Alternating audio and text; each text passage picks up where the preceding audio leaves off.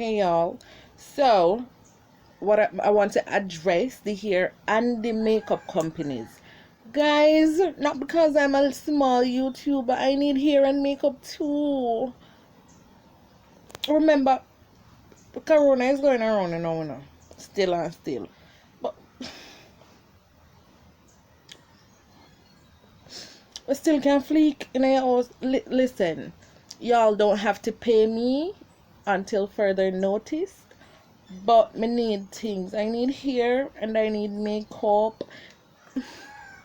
And not just the big YouTubers them on the focus on, On the focus on the little one them too. Cause you don't know who me know. Can push you far. I know all heap of people. Mm-hmm.